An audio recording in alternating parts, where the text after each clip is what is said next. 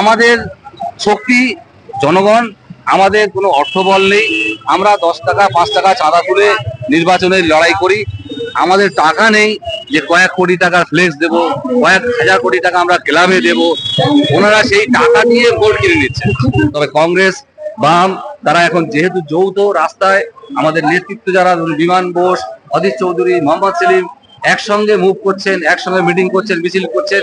এই বার্তা উভয় দলের ভোটারদের মধ্যে প্রভাবিত হচ্ছে এবং তারা এই নির্বাচনে অনেক বেশি সংখ্যায় বাম কংগ্রেসের ভোট বামে আসবে, বামের ভোট কংগ্রেসে তো যাবেই নিশ্চিত।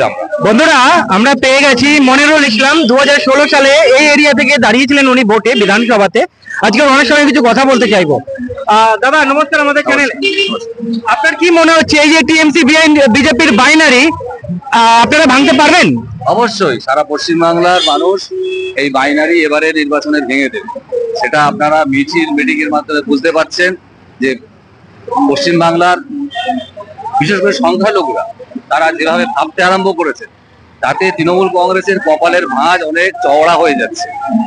এই যে বাইনারি তারা তৈরি করেছে মানুষকে মিডিয়ার মাধ্যমে, মিডিয়াকে কিনে নিয়ে বিজেপি এই বাইনারি তৈরি করার চেষ্টা করেছে। তৃণমূলও সমানভাবে ইলেকট্রাল বন্ডের টাকা এই দুটো দল যেভাবে পেয়েছে, 8,200 কোটি টাকা পেয়েছে বিজেপি, 1,600 কোটি টাকা পেয়েছে তৃণমূল কংগ্রেস। এই টাকা দিয়ে তারা মিডিয়া কিনে নিয়েছে, প্রচার মাধ্যম কিনে নিয়েছে, নিয়ে মানুষের মধ্যে একটা প্রচার সৃষ্টি করেছে যে বাইনারি তৈরি করেছে যে একমাত্র বিজেপি উদ্ধারের জন্য তৃণমূলকে ভোটটা। পশ্চিমবাংলার মানুষ যথেষ্ট সচেতন মানুষ, তারা বুঝতে শিখেছেন, ভাবছেন যে না, এটা সত্যি কথা নয়।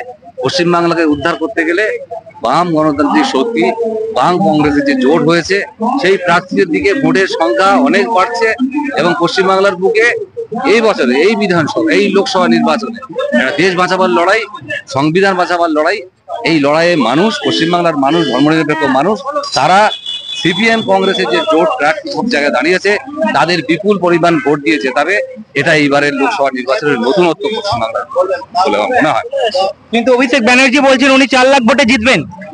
দেখুন, বুথ দখল করে ভোট কিনে নিয়ে খয়রাত দিয়ে মানুষের ভোটাধিকার প্রয়োগ করতে যদি না দেওয়া হয়, সেটা সেই জোরের জায়গা থেকে উনি বলছেন যে তার মানে ভোট হবে না, ভোট দিতে দেবেন না। আমাদের শক্তি জনগণ, আমাদের কোনো অর্থবল নেই। আমরা 10 টাকা 5 টাকা চাঁদা তুলে নির্বাচনের লড়াই করি।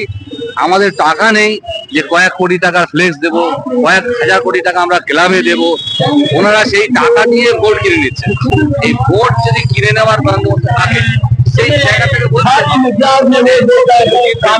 তবে গণতন্ত্রের শেষ কথা জনগণ, তারা তার নির্বাচনের মাধ্যমে প্রতিনিধি নির্বাচন করবেন, সেটা আমরা দেখবো। বেশি দিন নেই, জুন মাসে 1 তারিখে ভোট হবে, 4 তারিখে পেয়ে যাবো আমরা যে পশ্চিম ডায়মন্ড হারবার লোকসভা কেন্দ্রে বেশিরভাগ মানুষ কোন দিকে আছেন। বাম সমর্থকরা বারবার বলে, এটা দেখা গিয়েছে কংগ্রেস ভোট দেয় না আপনাদের, কিন্তু এবারে বাম কংগ্রেসের জোট, কি বলবেন? দেখুন, আপনি গ্রহণ করবে বলে মনে হয়? এটাও একটা বামের বিরুদ্ধে প্রচার। তবে একটা জোট, একটা দেখুন, বামফ্রন্ট 1977 সাল থেকে পশ্চিমবাংলায় ছিল, 34 বছর একসঙ্গে বামফ্রন্ট ছিল। সেখানে CPM, CPI, forward block, RSP এরা ছিলেন। এক্ষেত্রে এই প্রশ্ন আসেনি। যখন কংগ্রেসের সঙ্গে জোটটা হলো, এই প্রশ্নটা তুলে দেওয়া হলো। তবে কংগ্রেস, বাম তারা এখন যেহেতু যৌথ রাস্তায়, আমাদের নেতৃত্ব যারা বিমান বোস, অধীর চৌধুরী, মোহাম্মদ সেলিম একসঙ্গে মুভ করছেন, একসঙ্গে মিটিং করছেন, মিছিল করছেন। এই বার্তা উভয় দলের ভোটারদের মধ্যে প্রভাবিত হচ্ছে এবং তারা এই নির্বাচনে অনেক বেশি সংখ্যায় বাম কংগ্রেসের ভোট বামে আসবে, বামের ভোট কংগ্রেসে তো যাবেই নিশ্চিত। আমি আরেকটা প্রশ্ন করব, বিগত 10 বছরে আপনারা প্রশ্ন তুলছেন অভিষেক ব্যানার্জি কিচ্ছু করেনি, কিন্তু 10 বছরে জিতছেন কি করে উনি? দেখুন, 10 বছরে যেটা বলতে গণতন্ত্রের মানুষ ভোট দিচ্ছে। সেখানে আপনি পঞ্চায়েত, এই ডায়মন্ড হারবার লোকসভায় যতগুলো পঞ্চায়েত আছে, যতগুলো কর্পোরেশন, মিউনিসিপ্যালিটি আছে, কোনো জায়গায় ভোট হতে দিয়েছে? যেখানে ভোট হয়েছে সেখানে জোর জবরদস্তি করে বুথ দখল করে এবং কাউন্টিং টেবিলে গিয়েও ফলাফল চেঞ্জ করে দিয়েছে। মানুষকে এরা ভয় দেখিয়ে, মানুষের নামে মিথ্যা মামলা দিয়ে, মানুষকে ধমকে এরা সবসময় সারা বছর রাজনীতিটা করে যাচ্ছে। সাধারণ মানুষ ভয় সন্ত্রাসের জায়গা থেকে অনেক সময় এদের বিরুদ্ধে প্রতিরোধ করতে পারেন না, কিন্তু এবারে পরিস্থিতি এমন জায়গায় গেছে, মানুষ মুখ খুলছেন।